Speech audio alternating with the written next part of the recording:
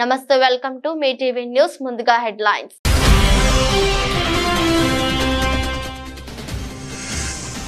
విజయవాడ వచ్చిన కేంద్ర మంత్రి శివరాజ్ సింగ్ చౌహాన్ బుడమేరు గుండ్లు పూడ్చేందుకు ఆర్మీని పిలుస్తామని వెల్లడి.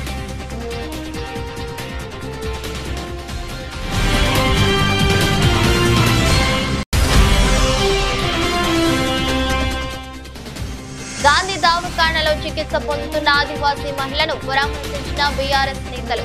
కాంగ్రెస్ పాలనలో లా అండ్ ఆర్డర్ గాడి తప్పిందన్న మాజీ మంత్రి హరీష్ రావు.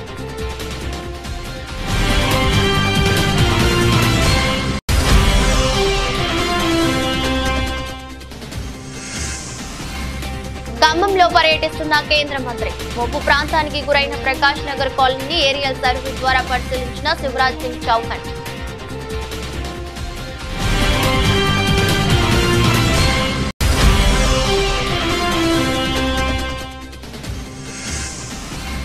హైదరాబాద్ లో కొత్త రకం దందా. జూబ్లీహిల్స్ లో పెద్ద ఎత్తున విస్కీ ఐస్ క్రీం అమ్మకాలు.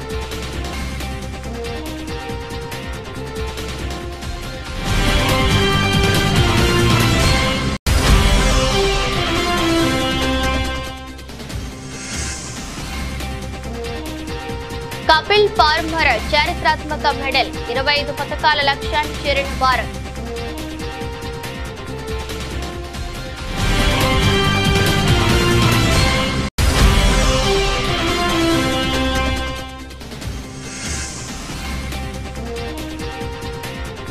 బంగారం ప్రియులకు గుడ్ న్యూస్. దిగొస్తున్న బంగారం ధరలు.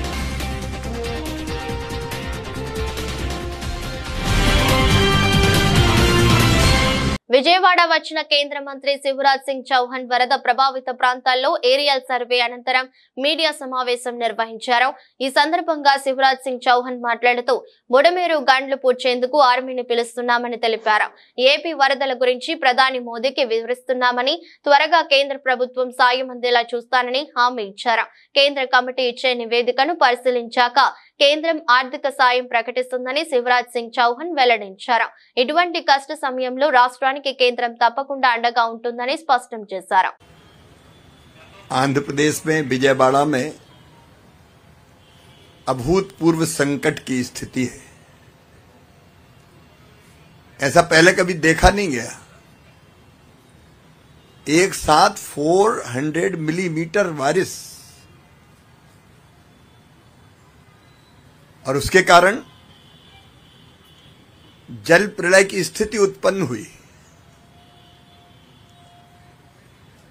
बुड़मेरू में कई ब्रीच हो जाने के कारण और अनपेक्षित पानी आने के कारण विजयवाड़ा में पानी भरा हुआ है. अभूतपूर्व संकट की स्थिति है. लेकिन मैं आंध्र प्रदेश के मुख्यमंत्री और देश के सम्मानीय नेता श्रीमान चंद्रबाबू नायडू गारू जी को इस बात के लिए धन्यवाद दूंगा कि वो और उनकी पूरी टीम 24/7 यहीं उनका सेक्रेटरिएट बना लिया कलेक्ट्रेट को और 24 घंटे काम कर रहे हैं. जब से ये संकट की स्थिति पैदा हुई, వరద బాధితుల సహాయార్థం ప్రఖ్యాత ఏఐజీ హాస్పిటల్స్ యాజమాన్యం ముఖ్యమంత్రి సహాయ నిధికి 1 కోటి విరాళం ఇచ్చింది. జూబ్లీహిల్స్ నివాసంలో ముఖ్యమంత్రి రేవంత్ రెడ్డి, ఉప ముఖ్యమంత్రి మల్లు బట్టి విక్రమార్క కలిసి AIG hospitals chairman doctor D Nageshwar Reddy, vice chairman PVS Raju విరాళం చెక్కును అందజేశారు. రాష్ట్రంలో అత్యాచారాలు నిత్య కృత్యమయ్యాయని మాజీ మంత్రి హరీష్ రావు విమర్శించారు. 9 నెలల కాంగ్రెస్ పాలనలో మహిళలపై 1900 లైంగిక దాడులు జరిగాయని చెప్పారు. ముఖ్యమంత్రి వద్దే హోంశాఖ ఉన్నప్పటికీ ప్రతిరోజు 2 హత్యలు, 4 మానభంగాలు అన్నట్టుగా పరిస్థితి తయారైందని ఆగ్రహం వ్యక్తం చేశారు. హరీష్ రావు నేతృత్వంలోని తలసాని శ్రీనివాస్ యాదవ్, సబితా ఇంద్రారెడ్డి, సునీత లక్ష్మారెడ్డి, ఎమ్మెల్యే కోవా లక్ష్మి, ముఠా గోపాల్ తో కూడిన బీఆర్ఎస్ ఎమ్మెల్యే బృందం హైదరాబాద్ గాంధీ దవాఖానలో చికిత్స పొందుతున్న ఆదివాసీ మహిళను పరామర్శించింది. అనంతరం హరీష్ రావు మాట్లాడుతూ కాంగ్రెస్ పాలనలో మహిళలకు భద్రత కరువైందన్నారు. బాధితురాలికి 10 లక్షల పరిహారం ఇవ్వాలని డిమాండ్ చేశారు.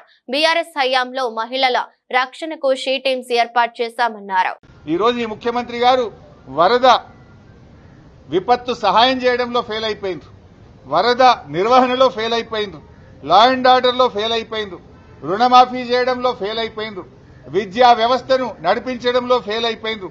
మొత్తంగా ముఖ్యమంత్రి గారు ఫెయిల్ అయిపోయింది. ముఖ్యమంత్రి గారి దగ్గరనే హోంశాఖ ఉంది. ఆయన నిర్వహించే హోంశాఖ ఇవాళ ఎట్లయిపోయింది? రోజు 2 హత్యలు 4 మానభంగాలు అన్నట్టు అయిపోయింది రాష్ట్రం. ఇదా మీరు నిర్వహించేది? ఇదా మీరు ప్రతిష్ట చేసేది? ఎంతసేపు ప్రతిపక్షాలను చేసుడు, మా మీద అక్రమ కేసులు పెట్టుడు, మా ఎమ్మెల్యేలను వేధించుడు, ఎమ్మెల్యేల ఇళ్లకు పోయి కండువాలు కప్పడం మీద బిజీ ఉన్నావు తప్ప పాలన గాలి తొదిలేసింది ముఖ్యమంత్రి గారు.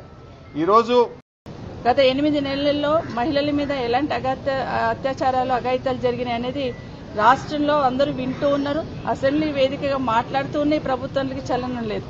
దాదాపుగా 1800 పైచిలకు సంఘటనలు మహిళల పట్ల జరిగిన సంఘటనలు చూస్తున్నాం.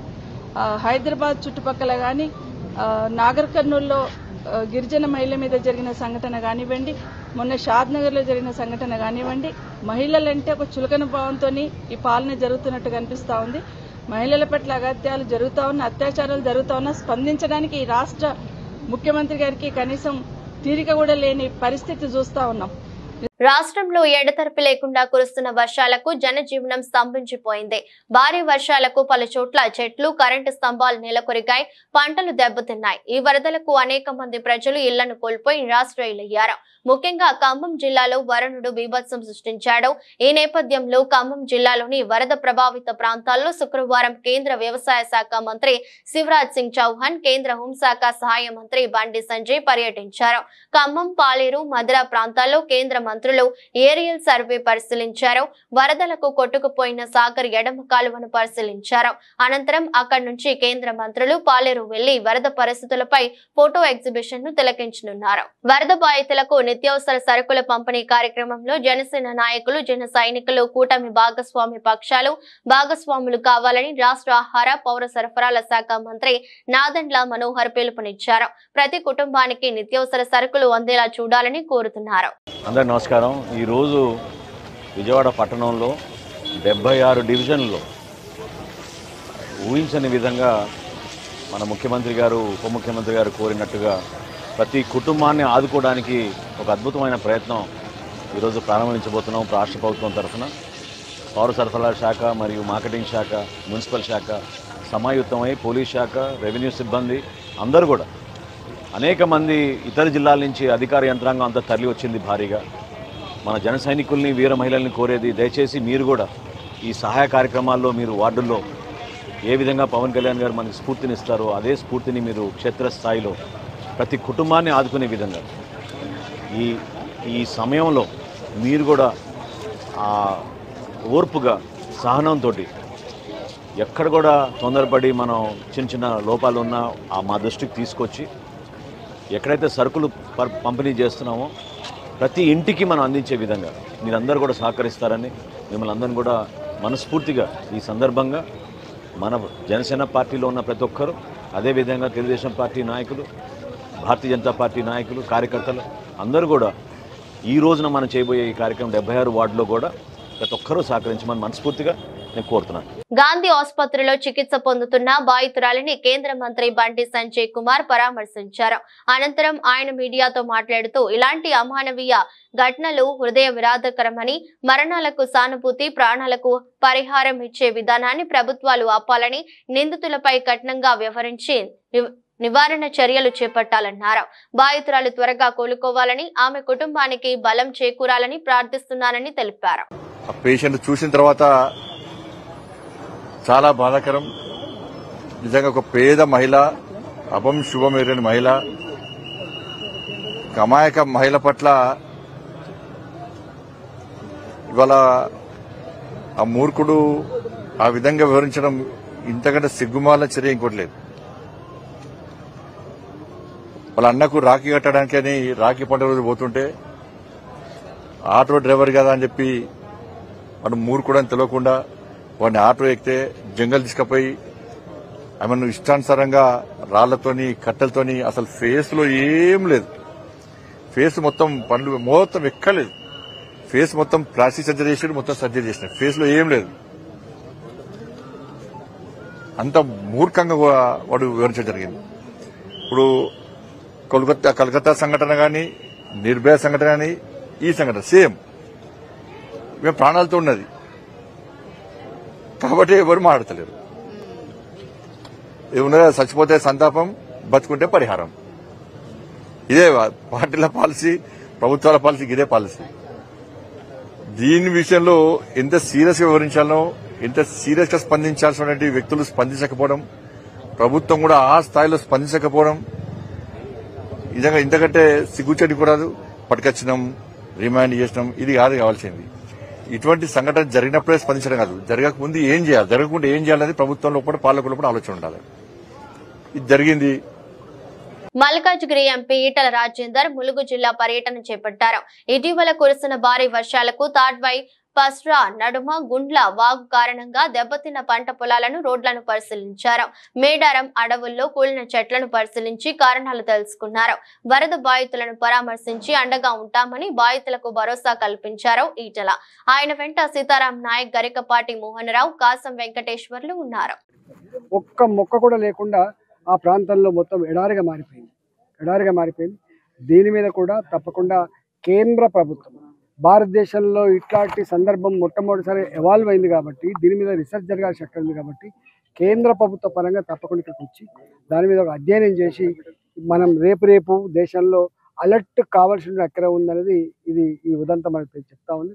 మూడో అంశం ఏంటంటే ఇప్పటికి కూడా ప్రభుత్వ పరంగా కేవలం అనౌన్స్ చేసింది తప్ప ఒక సింగిల్ పైసా కూడా ఇప్పటిదాకా రాలేదు. కాబట్టి నేను కోరుతా ఉన్న ప్రభుత్వాన్ని తక్షణమే అధికారులను ఫీల్డ్ మీదకి పంపించి, ఇల్లు కూలిపోయిన వాళ్ళు ఎంతమంది, కాంపౌండ్ కూలిపోయిన వాళ్ళు ఎంతమంది, ఇళ్లలో మొత్తం సామాన్లన్నీ కొట్టుకుపోయి కట్టు బట్టలతో ఉన్న వాళ్ళు ఎంతమంది, ఇవన్నీ కూడా అసెస్ చేసి తక్షణమే సాయం అందించాలని చెప్పి కోరుతాను.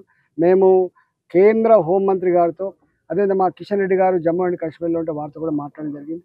ఇవాళ బండి సంజయ్ గారు, అదేవిధంగా మా కేంద్ర వ్యవసాయ శాఖ మంత్రి గారు ఇద్దరు కూడా ఇవాళ పర్యటిస్తూ ఉన్నారు ఖమ్మంలో. కాబట్టి ఇలా మేము కూడా ఇక్కడి నుంచి పర్యటిస్తూ ఉన్నాం. కాబట్టి కేంద్ర ప్రభుత్వ పరంగా కూడా రైతాంగాన్ని ఆదుకోవాల్సిన హక్కు ఉందని చెప్పి మేము కోరడం జరిగింది. ఇవాళ ఏదో ఆంధ్రకు ఒక రకంగా, తెలంగాణకు ఒక రకంగా సంకుచితవాదులు ఇవాళ ఈ రాజకీయాలే ఎజెండాగా పెట్టుకున్నటువంటి వాళ్ళు ప్రజాక్షేమం కోరని వాళ్ళు చేసేటువంటి ఆరోపణ తప్ప ఇది నిజం కాదు. భారతీయ జనతా పార్టీగా మాకు కులంతోటో, మాకు ప్రాంతంతోటో, మాకు ఒక పార్టీతో సంబంధం కాకుండా ప్రతి పౌరుడిని, ప్రతి రైతుని ఆదుకోవాల్సిన అక్కడ ఉంది. కాబట్టి తప్పకుండా మేము ఇలా ఆదుకోవడానికి వచ్చినాం.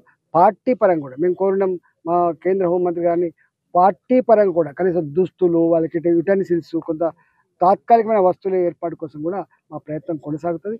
ఇవాళ భారతీయ జనతా పార్టీగా ఈ వరదలలో నష్టపోయినటువంటి అన్ని వర్గాల ప్రజలకి, చనిపోయిన కుటుంబాలకి వాళ్ళ ఆత్మకు శాంతి చేకూరాలని చెప్పి కోరుకుంటూనే, వాళ్ళ కుటుంబాలకు ప్రగాఢ సానుభూతిని తెలియజేస్తూనే ఇవాళ మీకు అండగా ఉంటామనేటువంటి మాట ఇవ్వడానికి మీకు వచ్చింది. రైతు రుణమాఫీ కాలేదని ఆవేదన చెంది మేడ్చల్ జిల్లా అగ్రికల్చర్ కార్యాలయంలో నేడు ఉదయం ఆత్మహత్య చేసుకున్న రైతు సురేందర్ రెడ్డి మృతదేహాన్ని సికింద్రాబాద్ గాంధీ ఆసుపత్రిలో మాజీ మంత్రి వర్యులు హరీష్ రావు, సవితా ఇంద్రారెడ్డి, తలసాని శ్రీనివాస్ యాదవ్ తో కలిసి వెళ్లి నివాళులర్పించి కుటుంబ సభ్యులను మాజీ మంత్రి, మేడ్చల్ నియోజకవర్గం శాసనసభ్యులు చామకూర మల్లారెడ్డి పరామర్శించారు. రైతు సురేందర్ రెడ్డి కుటుంబాన్ని రాష్ట్ర ప్రభుత్వం అన్ని విధాలా ఆదుకోవాలని, రైతు కుటుంబానికి ఎక్స్గ్రేషియా ప్రకటించాలని కోరారు. రుణమాఫీ కాలేదన్న కారణంతో రైతు సురేందర్ రెడ్డి ఆత్మహత్య చేసుకోవడం బాధాకరమన్నారు. పంట పండించే రైతన్న ప్రాణం కోల్పోయి గాంధీ ఆసుపత్రి మార్చురీలో ఉండటం మనస్సును కలిచివేసిందని భావోద్వేగానికి లోనయ్యారు. రైతన్నలారా, రుణమాఫీ కాలేదనే కారణంతో దయచేసి ఆత్మహత్యలు చేసుకోకండి, ధైర్యాన్ని కోల్పోకండి, బీఆర్ఎస్ పార్టీ మీకు అండగా ఉంటుందన్నారు. ఇంతకు ముందు మన కేసీఆర్ గారు ఉన్నప్పుడు బ్రహ్మాండంగా చేసింది. వాళ్ళకు రైతుకు మంచిగా నెలకు రైతు బంధు వేసేటప్పుడు కూడా 10,000 15,000 వేస్తాను, అదే లేదు. వాళ్ళు రుణమాఫీ ఒకటేసారి చేస్తాను. 15th ఆగస్టు లోపల దేవుళ్ళ మీద ఒట్టుదని చెప్పినాం, కానీ రుణమాఫీ కాలేదు, సగం మందికి కూడా కాలేదు. ఇప్పుడు రైతు మా దగ్గరనే మా ఆయన శ్రీధర్ రెడ్డి ఆత్మహత్య చేసుకున్నాం రాత్రి. ఎంత ఘోరం అది! ఎక్కడ చూడు అత్యాచారాలు అవుతున్నాయి, ఎక్కడ చూడు మర్డర్లు అవుతున్నాయి. రౌడీలు అంటే విచ్చలవిడిగా తిరుగుతున్నారు, కంట్రోల్ లేదు, వ్యవస్థ లేదు. అంతకుముందు ఎంత పర్ఫెక్ట్గా ఉండే పోలీస్ వ్యవస్థ, కానీ అంత పటిష్టంగా ఉంది, ఫ్రెండ్లీ పోలీస్ ఉంది. ఇప్పుడు వాళ్ళ కంట్రోల్ అంతా వాళ్ళు గవర్నమెంట్ తీసుకుంది కాబట్టి వాళ్ళు పరిపాలన సరిగా కంట్రోల్ అయితే లేదు, వాళ్ళకి అవగాహన లేదా, ఎట్లా అవుతుందో కానీ మొత్తం విచ్చలవిడిగా అయిపోయింది. రుణమాఫీ విషయాలు కానీ సాంకేతిక అంశాలు ఉన్నాయి, దానివల్ల కొంత ఇవ్వలేకపోతున్నాయి. పూర్తి స్థాయిలో ఇవ్వాలి కదా, రుణమాఫీ బ్యాంకుల్లో ఉంది కదా, రుణం సాంకేతిక లోపాలు ఎదుకుంటే ఇప్పుడు ఆయన రైతు 1,00,000 తీసుకుంటూ వడ్డీతో 2,00,000 దాటింది. నువ్వు చేస్తున్నారు, చేసేస్తే అయిపోతుంది కదా, 10 ఎక్కువ తక్కువ అప్పు ఇంకా కొన్ని అయినా చేయాలి కదా. ఇప్పుడు రైతు చచ్చిపోయా మళ్ళీ వస్తుందా పని పోతే? అట్లా ఎంతమంది రైతులు చచ్చిపోతున్నారు. నువ్వు రుణమాఫీ చేస్తాడని నమ్మకంతో చేసిరు కదా, ఆ ఓటేసిరు కదా, ఆ ఓటేసినప్పుడు దానికి ఇల్లు లేకపోతే మనిషి ఎంత పెడపైపోతుంది. ఇప్పుడు ఆ రైతు ఎట్లా అయిపోతుంది? ఆ పిల్లల్ని ఎవరు కాపాడాలి? వరద సాయం విషయం వచ్చేవరకు ఏం సత్యవేడు టీడీపీకి చెందిన ఎమ్మెల్యే కోనేటి ఆదిమూలం చేసిన చర్య సభ్య సమాజం విస్తుపోయేలా ఉందని వైఎస్ఆర్సీపీ అధికార ప్రతినిధి శివశంకర్ రెడ్డి అన్నారు. ఈ విషయమై ఆయన మీడియాతో మాట్లాడుతూ అత్యాచారం చేసి హత్య చేస్తానని బెదిరించాడని, సాక్షాత్తు ఒక టీడీపీ మహిళా నేత ఏపీలో ప్రెస్ మీట్ పెడితే ఈ ప్రభుత్వం న్యాయం చేస్తుందో లేదో అని భయంతో, అనుమానంతో పక్క రాష్ట్రానికి వెళ్లి నాకు అన్యాయం జరిగిందని మీడియా ముందుకు వచ్చి లెటర్ రిలీజ్ చేసి వీడియోలు కూడా రిలీజ్ చేసిందన్నారు. ఈ రాష్ట్రంలో శాంతి భద్రతలు ఎలా ఉన్నాయి, రాష్ట్రంలో మహిళలకు రక్షణ ఎలా ఉంది, ఈ రాష్ట్రంలో తప్పు చేస్తే అధికార పార్టీకి చెందిన వారు అయితే ఎవరికి కూడా శిక్షలు పడవు, వారి మీద చర్యలు ఉండవు అని ఆ మహిళ ఆ పక్క రాష్ట్రం వెళ్లి కేసు పెట్టింది అంటేనే అర్థం చేసుకోవచ్చని పేర్కొన్నారు. అలాంటి వ్యక్తిని సస్పెండ్ చేస్తున్నామంటే సరిపోతుందా? అత్యాచారం చేస్తే కేసులు పెట్టరా, విచారణ చేయరా అని ప్రశ్నించారు. అధికార పార్టీకి సంబంధించినటువంటి తెలుగుదేశం శాసనసభ్యుడు సత్యవేడు నియోజకవర్గం ఆదిమూలం కోనేటి ఆదిమూలం యొక్క ప్రవర్తన, మహిళపై చూసినటువంటి ప్రవర్తన సభ్య సమాజము విస్తుపోయేలా ఉంది. ఆ మహిళ కూడా తెలుగుదేశం పార్టీకి సంబంధించినటువంటి మహిళా నేత.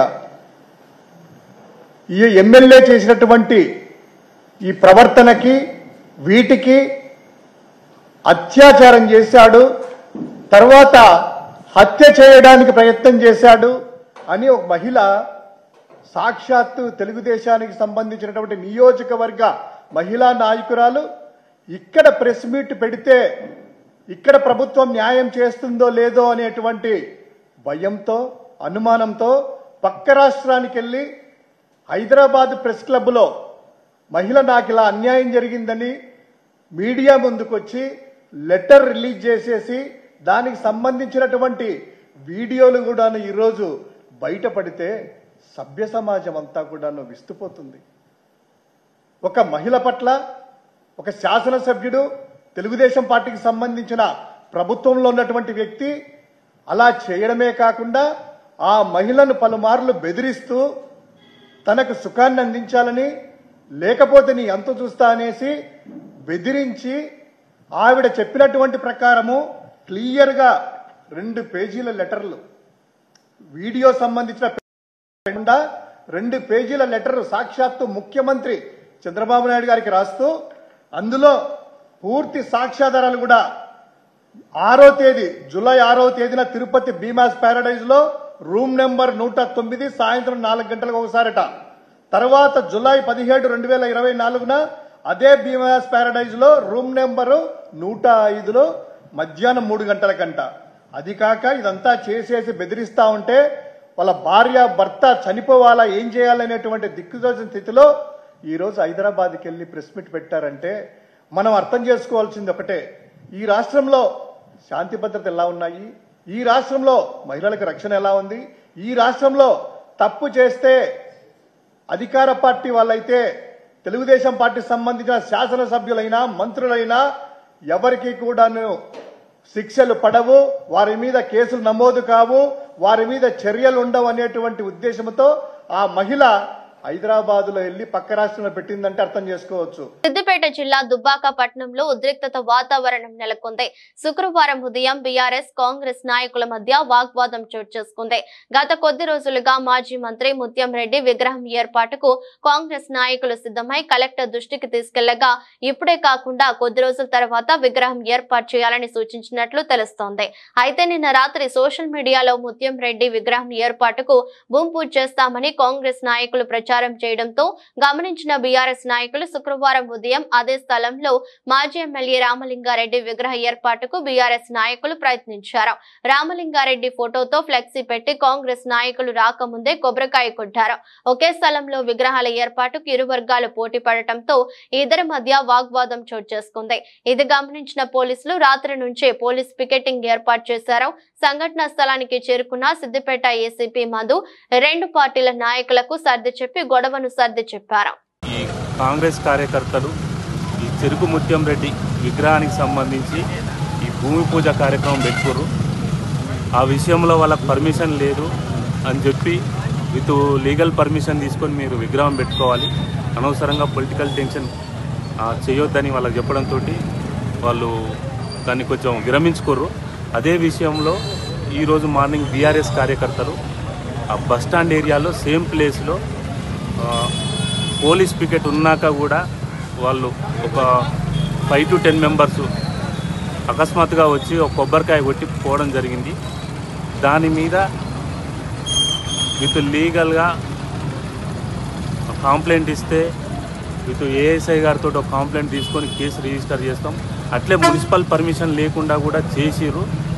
వాళ్ళు చేసింది 100% తప్పు. దానికి సంబంధించి లీగల్గా మేము ఎట్లా ప్రొసీడ్ కావాలో ఆ రకంగా కేసులు చేసి ప్రొసీడ్ అవుతాం. ఈ దుబ్బాక టౌన్లో రేపటి నుంచి గణేష్ ఫెస్టివల్ ఉంది కాబట్టి ఎటువంటి పొలిటికల్ టెన్షన్ లేకుండా అంతా సామరస్యంగా ఉండాలి. ఎవరైనా ఇటువంటి చర్యలు పాల్పడితే వాళ్ళ మీద కూడా కేసులు చేసి లీగల్ యాక్షన్ తీసుకునేది ఉంటుంది. పబ్లిక్ కూడా మాకు అన్ని రకాలుగా సపోర్ట్ చేయాలని కోరుకుంటూ థ్యాంక్ యూ.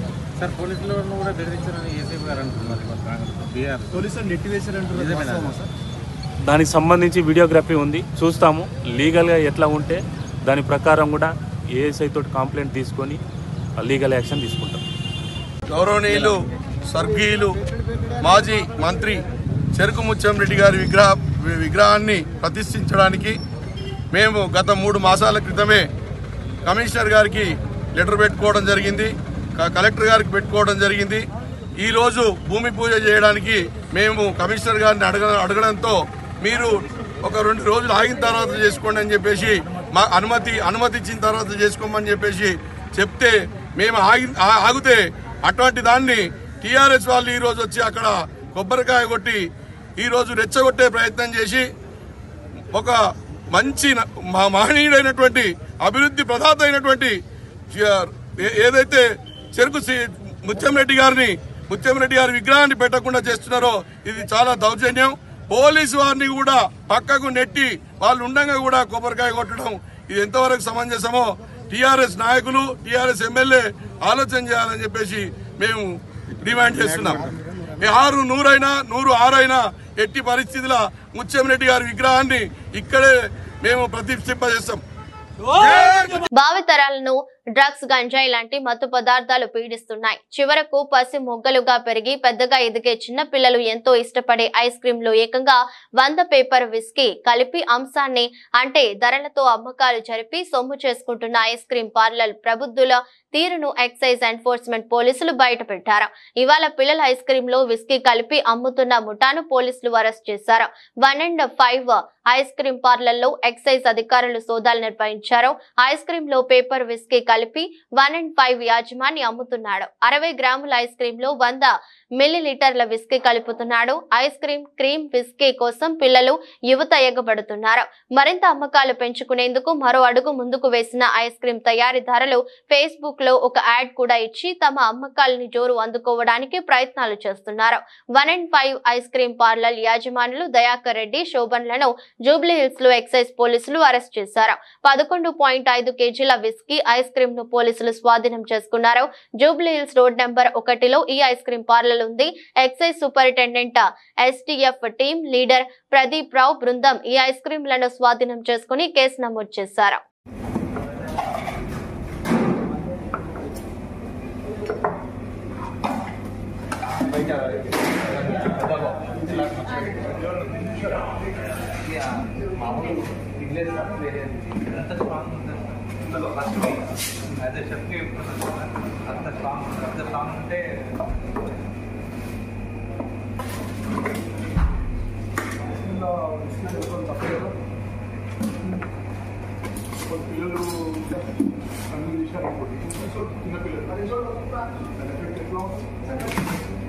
భారత క్రికెటర్ రవీంద్ర జడేజా ఈరోజు బీజేపీలో చేరినట్లు ఆయన భార్య రివాబా జడేజా ఎక్స్ వేదికగా పోస్టు చేశారు. రివాబా జడేజా ఇప్పటికే గుజరాత్ లో బీజేపీ ఎమ్మెల్యేగా ఉన్నారు. తన భర్త సభ్యత్వం కార్డును ఆమె పోస్టు చేశారు. 2019లో రివాబా బీజేపీలో చేరారు. ఆ తర్వాత 2022లో జరిగిన అసెంబ్లీ ఎన్నికల్లో గుజరాత్ లోని జామ్ నగర్ ఉత్తర అసెంబ్లీ నియోజకవర్గం నుంచి ఆమె ఎమ్మెల్యేగా విజయం సాధించారు. బార్బడోస్ లో జరిగిన T20 ప్రపంచ కప్ 2024 టోర్నమెంట్ లో భారత్ గెలిచిన ఒకరోజు తర్వాత జూన్ 29న రవీంద్ర జడేజా T20 అంతర్జాతీయ క్రికెట్ కు రిటైర్మెంట్ ప్రకటించాడు. దేశవ్యాప్తంగా పార్టీ సభ్యత్వ నమోదు కార్యక్రమాన్ని బీజేపీ జాతీయ అధ్యక్షుడు జేపీ నడ్డా సెప్టెంబర్ 2వ తేదీన ఢిల్లీలో ప్రారంభించడం తెలిసిందే. ప్రధాని మోదీ తొలి సభ్యత్వాన్ని తీసుకోవడం ద్వారా పార్టీలో తన ప్రాథమిక సభ్యత్వాన్ని రెన్యువల్ చేసుకున్నారు. పారిస్ పారాలింపిక్స్ లో భారత అథ్లెట్లు అద్భుత ప్రదర్శనతో అదరగొడుతున్నారు. తాజాగా భారత్ ఖాతాలో 25వ పథకం చేరింది. భారత జాడోకా కపిల్ పార్మర్ గురువారం జరిగిన పురుషుల 60 కిలోల J1 ఈవెంట్ లో కాంస్యం గెలిచారు. ప్రపంచ 2వ ర్యాంకర్ జుడోకా ఎలియల్టన్ డి ఒలివేరాను ఓడించి పథకం సొంతం చేసుకున్నారు. దీంతో కపిల్ పార్మర్ జుడోలో మెడల్ సాధించిన మొదటి భారత జుడోకాగా చరిత్ర సృష్టించారు. మరోవైపు మిక్స్డ్ రికర్వ్ ఓపెన్ ఈవెంట్ లో ఆర్చర్లు హర్వీందర్ సింగ్, పూజా తమ కాంస్య పతక పోరులో పరాజయం పాలయ్యారు. అంతకుముందు వ్యక్తిగత విభాగంలో హర్వీందర్ సింగ్ గోల్డ్ గెలిచిన విషయం తెలిసిందే. ఇక power lifter Ashok, shot putter Arvind ఆకట్టుకోలేకపోయారు. సిమ్రాన్ శర్మ కూడా మహిళల 100 మీటర్ల T12 ఫైనల్లో 4వ స్థానంలో నిలిచి త్రుటిలో పతాకాన్ని కోల్పోయింది. ఇక టీమిండియా ఈసారి 25 పతాకాల లక్ష్యంగా బరిలోకి దిగగా నిన్నటితో ఆ టార్గెట్ ను అందుకుంది. మరో 3 రోజులు గేమ్స్ మిగిలి ఉన్నాయి. దీంతో పతాకాల సంఖ్య పెరిగే అవకాశం ఉంది. ప్రస్తుతం భారత్ ఖాతాలో 25 మెడల్స్ ఉండగా వీటిలో 5 స్వర్ణాలు, 9 రజతాలు, 11 కాంస్య పతకాలు ఉన్నాయి. దీంతో పతాకాల పట్టికలో భారత్ 16వ స్థానంలో కొనసాగుతోంది. బంగారం ప్రియులకు గుడ్ న్యూస్. కొంతకాలంగా స్వల్పంగా తగ్గుతూ వస్తున్న బంగారం ధరలు శుక్రవారం కూడా స్వల్పంగా తగ్గాయి. వారం రోజులుగా బంగారం ధరలో పెరుగుదల కనిపించడం లేదు. ఇవాళ బంగారం ధరలు 100 మేర తగ్గాయి. ఈ ఏడాది భారత్ లో బంగారం వినియోగం భారీగా పెరిగే అవకాశం ఉందని వరల్డ్ గోల్డ్ కౌన్సిల్ అంచనా వేస్తున్నందున ధరలు అమాంతం పెరిగే అవకాశం ఉందని నిపుణులు అంటున్నారు. కాబట్టి గోల్డ్ కొనే వారికి ఇప్పుడే మంచి అవకాశం. తెలుగు రాష్ట్రాల్లోనూ బంగారం ధరలు స్థిరంగా కొనసాగుతున్నాయి. హైదరాబాద్ లో శుక్రవారం 10 గ్రాముల 22 క్యారెట్ల బంగారం ధర 66,680గా ఉంది. 24 క్యారెట్ల బంగారం ధర 72,750గా ఉంది. విజయవాడలో కూడా 10 గ్రాముల 22 క్యారెట్ల బంగారం ధర 66,680, 24 క్యారెట్ల బంగారం ధర 72,750గా ఉంది. విశాఖపట్నం సహా ఏపీలోని ప్రధాన నగరాల్లోనూ ఇవే ధరలు కొనసాగుతున్నాయి. ఢిల్లీలో కిలో వెండి ధర 85,800గా ఉండగా కోల్కతాలో 84,900, బెంగళూరులో 82,800 వద్ద ట్రేడ్ అవుతోంది. హైదరాబాద్, విశాఖ, విజయవాడలో కిలో వెండి ధర అత్యధికంగా 89,900గా ఉంది. వార్తలు ముగించే ముందు మరోసారి హెడ్లైన్స్.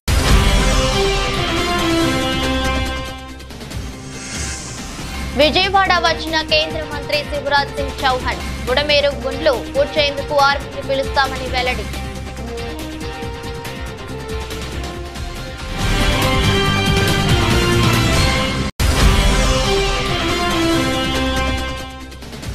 గాంధీ దవాఖానలో చికిత్స పొందుతున్న ఆదివాసీ మహిళను పరామర్శించిన బీఆర్ఎస్ నేతలు. కాంగ్రెస్ పాలనలో లా అండ్ ఆర్డర్ గాడి తప్పిందన్న మాజీ మంత్రి హరీష్ రావు.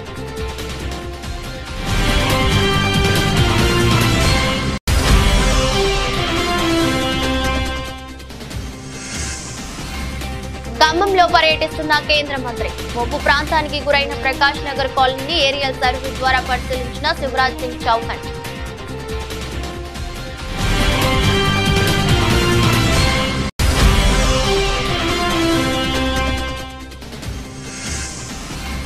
హైదరాబాద్ లో కొత్త రకం దందా. జూబ్లీహిల్స్ లో పెద్ద ఎత్తున విస్కీ, ఐస్ క్రీం అమ్మకాలు.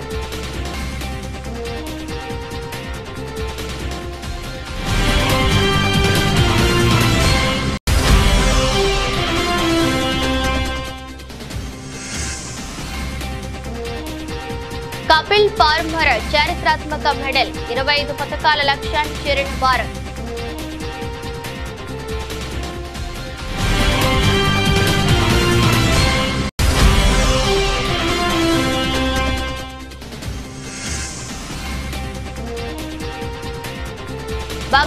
ప్రియులకు గుడ్ న్యూస్, దిగొస్తున్న బంగారం ధరలు.